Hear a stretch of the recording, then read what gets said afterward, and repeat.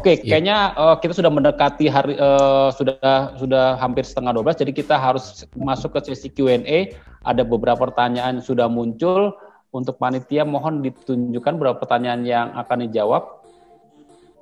Oke, dari Pak Budi Teja Prawira, Starbucks nih ya, Pak Felix mengenai implementasi chatbot, berapa persen interaksi chatbot dan call center dan bagaimana efisiensi setelah diimplementasikan chatbot bagi perusahaan dan strategi yang dilakukan untuk shift dari call center ke chatbot.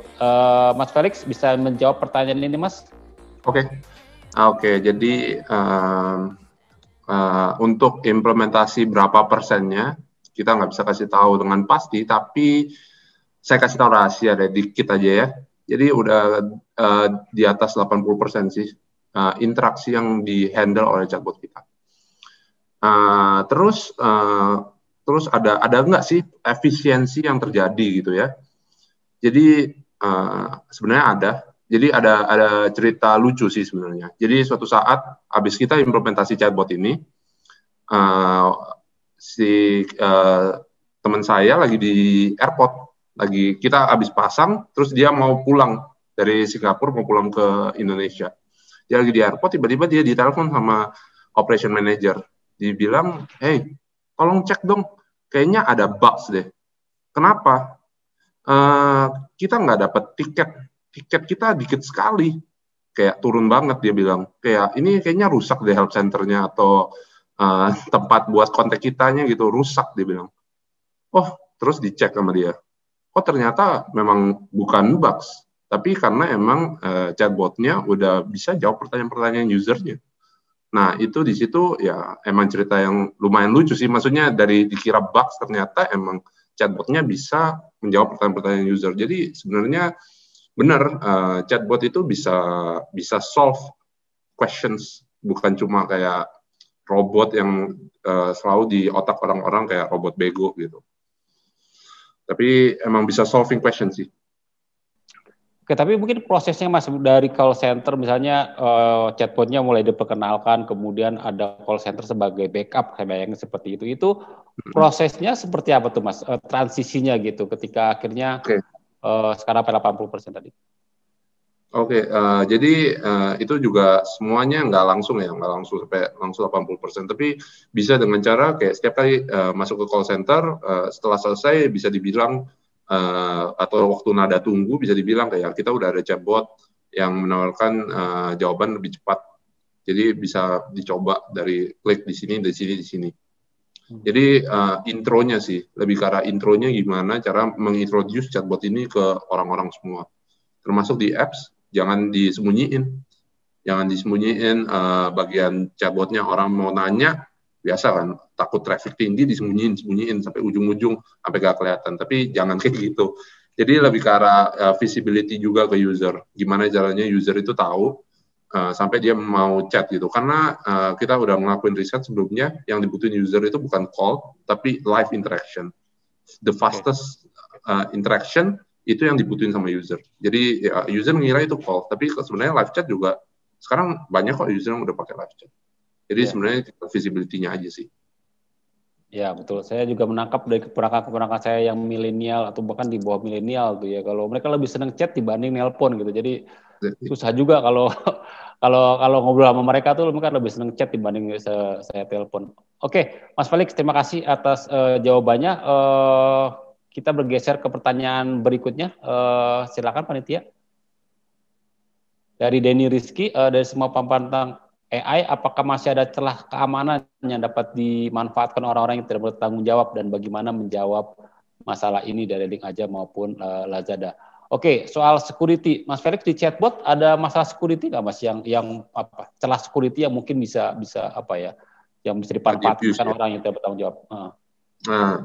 Kalau kita udah lihat pattern itu dari sebelum kita bikin chatbot sih. Waktu kita bikin fiturnya, kita udah tahu di mana yang sudah di-abuse gitu. Jadi kita nggak akan buka fitur yang bisa di-abuse itu di chatbot. Jadi misalnya orang mau coba cancel order setelah order itu terkirim misalnya. Ya, kasian banget kan sellernya udah kirim barang, tiba-tiba kita cancel. Kita ngomong abuse aja ya. Jadi kita disable fitur itu gitu di chatbot. Chatbotnya bisa cancel, tapi sebelum dikirim sama sellernya. Tapi kalau udah dikirim, ya jangan dong kasihan sellernya gitu. Ya kurang lebih kayak gitu sih. Jadi kita udah perhatiin pola-polanya gimana kejadiannya di apps-nya atau di web version-nya. Dan kalau emang sering di abuse, kita nggak akan put itu di chatbot. Jadi chatbotnya itu benar-benar ya apa yang seharusnya manusia normal lakukan. Gitu. Oke. Kalau Mas Rifan, Mas, soal security, Mas, apa sih, ada concern nggak dan bagaimana mengatasinya? Ya, sebenarnya mostly sama sih sama Felix tadi. Jadi pasti di banyak company juga udah ada dedicated fraud management sama fraud analytics team ya untuk ngelihat fraudulent pattern di situ. Dan mungkin kalau saya tambahin lagi sih dari sisi infra, pastinya semua sistem, semua software yang ini kan perkembangannya makin pesat ya. Pastinya juga penjahat makin mentransformasi dirinya ya gitu. Nah, kita juga rutin melakukan pen testing gitu untuk ngetes apakah ada celah-celah dari setiap sistem yang kita buat secara internal gitu. Jadi ya kita assure-nya dari sisi ya even di internal kita juga ada semacam apa ethical hacker ya, white hacker. Jadi kayak orang yang kita employ untuk nyari celah-celah gitu. Yang ada di platform sehingga kita bisa tahu duluan daripada hacker-hacker yang penjahat gitu. Oke, terima kasih Mas Rifan. Mas Arief, ada masukan nggak Mas soal concern di sisi IT security ini Mas, di sisi security dari implementasi AI? Iya. Mas Arief bisa jawab. Kalau di customer kita karena banyak mereka yang intelligent edge ya. Jadi artinya ada data pipeline streaming yang sifatnya remote location. Ya, dari edge ke kantor pusat atau ke cloud. Saya rasa dari sisi infrastruktur itu yang menjadi vulnerable ya. Oleh karenanya sertifikasi security Maaf, Arif, itu tidak. videonya bisa dimunculin Mas biar pada kenal. Oke. Oke. Ya, jadi karena ada data transfer dari edge ke private atau ke public cloud itu menjadi titik vulnerability sendiri kan. Apalagi transportnya itu lewat public network ya. Contoh di kita di luar selain di Indonesia 5G itu menjadi salah satu moda transportasi data ya antara edge ke public, sehingga perlu ada ekstra concern, ekstra perhatian di situ untuk tim security seperti enkripsi, TLS, mekanisme komunikasi keamanan datanya itu harus ditingkatkan di area-area yang memang terekspos ke publik. Tapi saya rasa sertifikasi public cloud itu kan ditanggung oleh mereka kecuali aplikasinya kan gitu ya. Di Nutanix juga sama, platform kita tersertifikasi sampai level NSA gitu ya. Tapi aplikasi yang running on top of it ya itu menjadi tanggung jawab si customer gitu ya. Sehingga security ini harus jadi first design di dalam SDLC, di dalam pengembangan softwarenya itu juga harus menjadi concern yang sangat penting. Apalagi sekarang semua sudah containerized, sudah microservices, security di area itu juga masih sangat baru.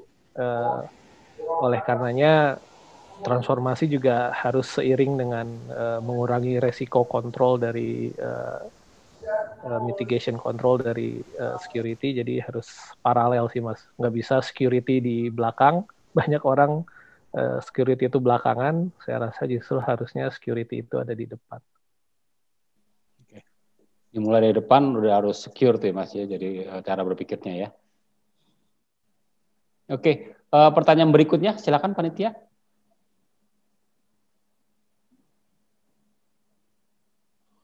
Oke, pertanyaan berikutnya dari Mas Mawardi.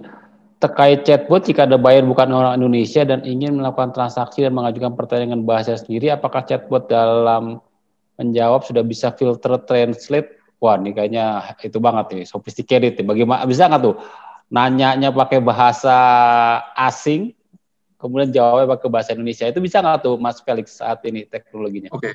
Kalau untuk sekarang, kalau kita bicara data dulu ya, sebenarnya nggak banyak sih orang yang melakukan hal ini gitu.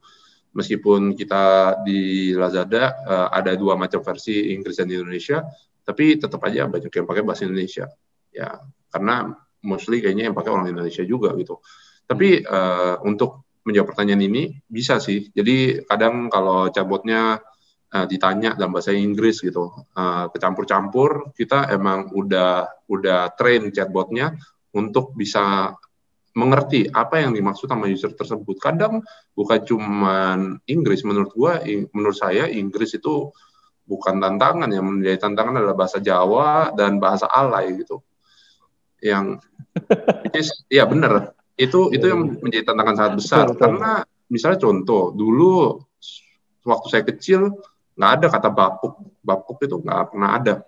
Kita nggak pernah tahu ada kata bapuk. Tapi sekarang semua orang ngomong, internetnya bapuk nih, bapuk. Apa itu bapuk? Kalau misalnya kita nggak update modelnya, maka si model itu nggak tahu. Nah, maka dari itu gue bilang yang paling susah itu bahasa-bahasa zaman now lah, bahasa alay, bahasa zaman now, atau mungkin bahasa daerah. Ya, gitu sih. Jadi sebenarnya bisa. Oke.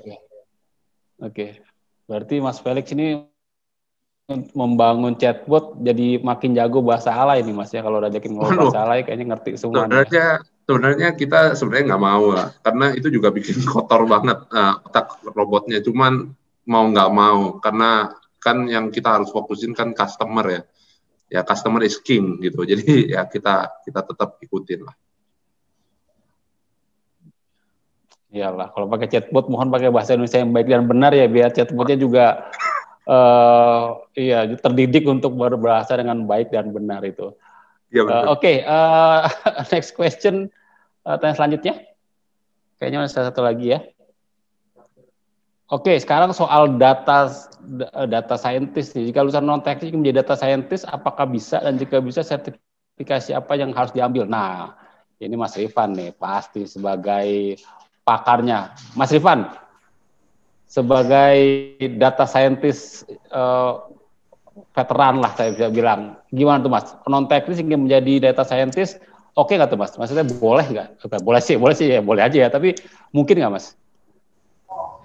Sekarang kayak nggak ada yang nggak bisa ya, karena banyak hal juga.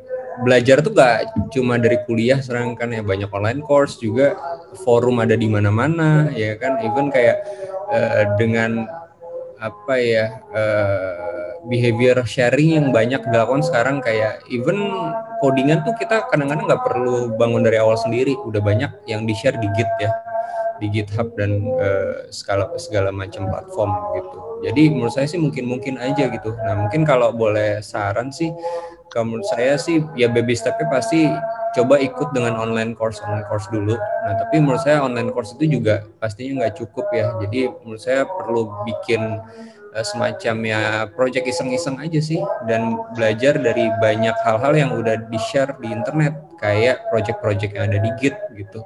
Coba pelajari codingnya dan framework data science atau AI itu kayak gimana. Apa aja sih Mas skill setnya Mas? Maksudnya tadi berarti harus belajar bahasa pemrograman ya? Iya, ya kalau yang orang banyak bahas kan sebenarnya secara umum ada 2 hard skill sama mungkin 1 contextual skill ya. Contextual skill tentunya ini ya subjek yang dipelajari untuk si data science atau AI-nya, bisa subjek di financial, bisa subjek di e-commerce dan segala macam. Tapi fondasinya itu adalah si hard skill tentang programming dan juga di matematik dan statistik gitu ya. Mostly kalau matematik dan statistik, kalau menurut saya sih yang penting ngerti secara konseptualnya, nggak perlu kayak harus nurunin rumus kayak pas saya dulu kuliah gitu ya. Karena banyak hal itu udah dilakuin sama si softwarenya, dan library yang free juga udah banyak digunakan gitu. Oke.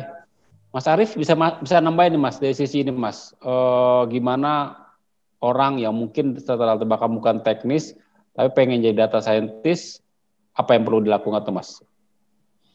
Ya, ini menarik juga sih. Kalau dari keilmuan kan tadi udah disebut ya. Kalau untuk data scientist itu matematik, statistik, algoritma pemrograman ya. Tapi Jack Ma juga kan tidak punya keahlian itu ya. Sementara produknya kan teknologi gitu. Saya rasa leadership itu jauh lebih berperan ya dibandingkan dengan skill set yang sangat spesifik. Jadi saya rasa semuanya bisa dilakukan, semua itu bisa dipelajari karena ilmu pasti. Tapi yang tidak pasti itu kan skill set leadership dan attitude ya. Jadi saya rasa kalau porsi itu menonjol seperti Jack Ma contohnya, itu anything possible.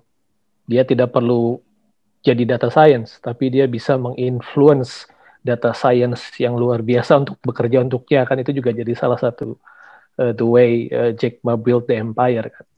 Influence dia, leadership dia itu. Oke. Saya masih ada pertanyaan tadi yang belum terjawab tadi dari Mas Pak Budi Teja Prawira. Untuk Mas Rifan, bagaimana dapat data dari eksternal seperti dari government untuk big data, dan use case yang dibangun bagaimana menentukan priority-nya? Bisa jawab Mas Rifan?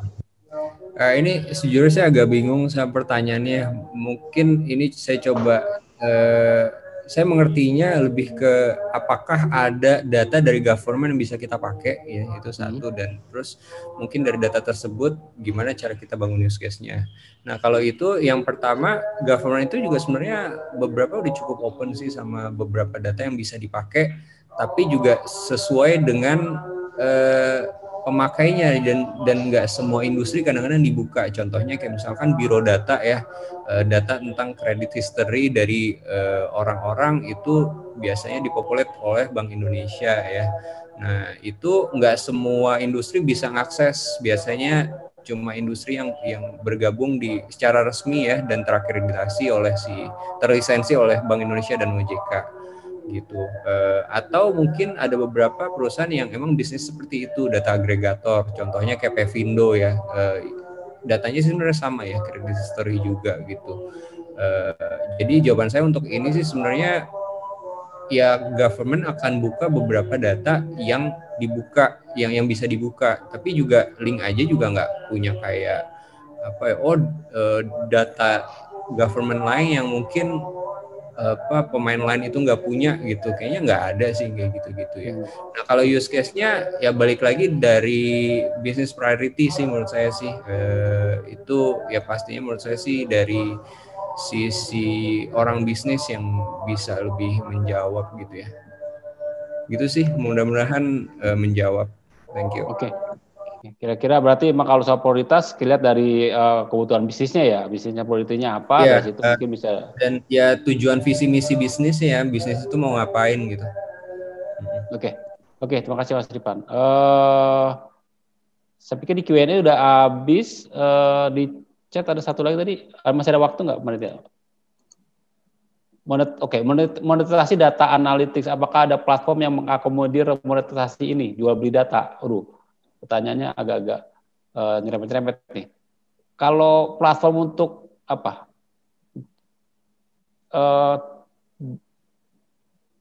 Platform untuk bukan juga jual beli kali ya, menyediakan membuka data itu berarti kayak API itu banyak kali ya Mas ya.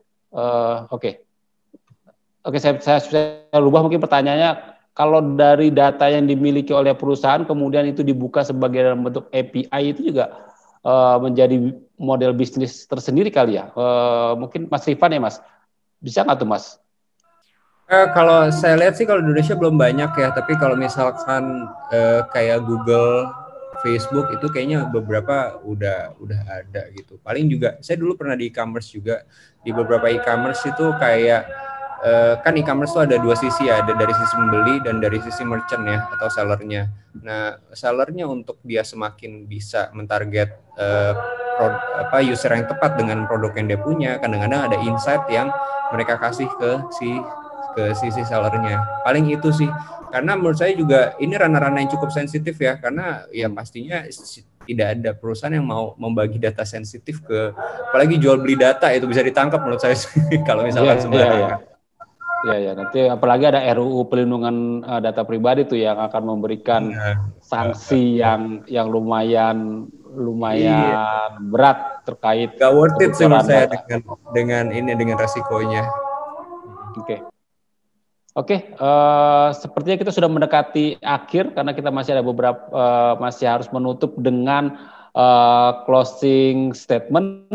Jadi mungkin dimulai dari Mas Felix, Mas. Closing statement, kira-kira apa sih tips dari Mas Felix kepada audiens yang tertarik untuk mengimplementasikan AI di perusahaannya? Silakan Mas Felix. Oke, jadi ya simpel aja sih. Semua dimulai dari sesuatu yang simple, jadi kayak mulai dari automate kecil-kecilan sampai itu bisa dibuktiin kalau itu worth it gitu. Jangan sampai kita udah implementasi gede-gedean, terus abis itu malah fail, and then Bapak Ibu sendiri yang pasti nggak dipercaya lagi gitu untuk kedepannya. Jadi semua dimulai dari baby step, quick win, small win.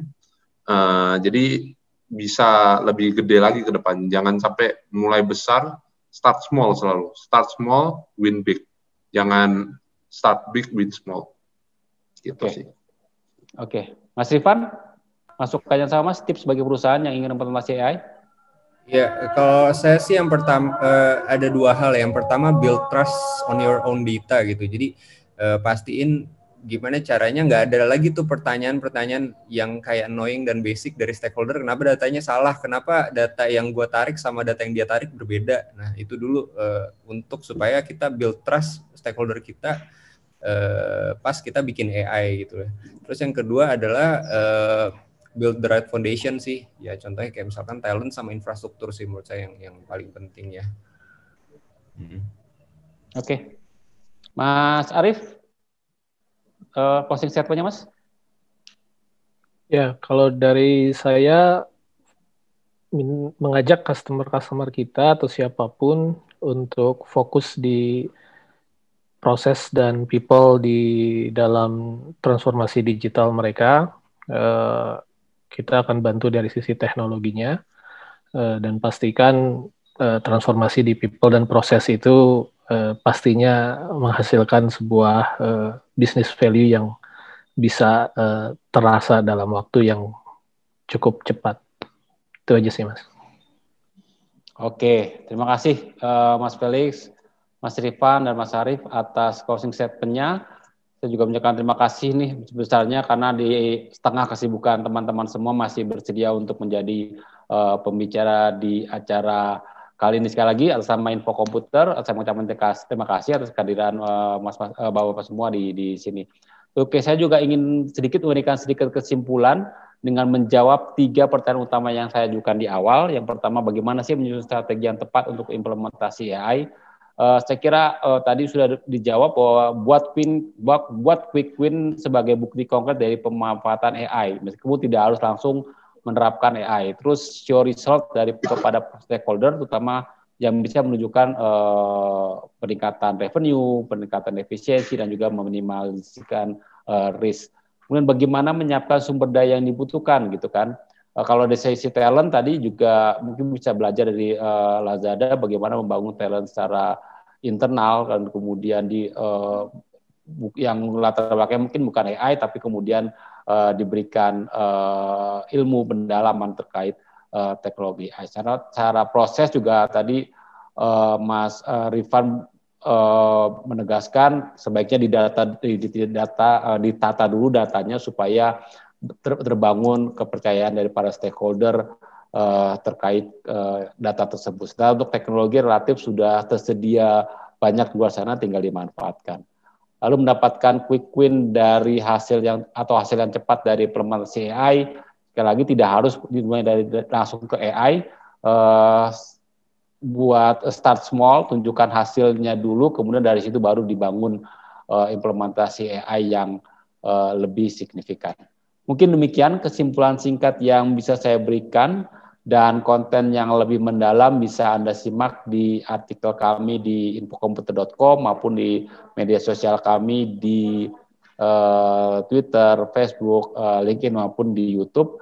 Jangan ketinggalan webinar-webinar lain. Ke depan kami akan terus menghadirkan webinar dengan tema menarik lainnya. Jadi pantau terus informasi terbaru dari Info Komputer.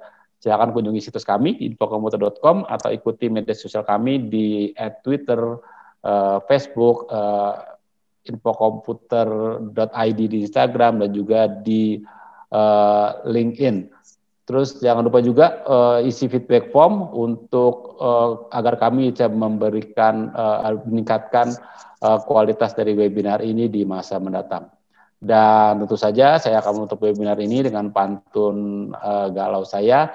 Setangkai bunga aster tersapu ombak membawa jauh kenangan tentang dirinya. Selalu pakai masker dan jaga jarak karena kesehatan adalah yang utama.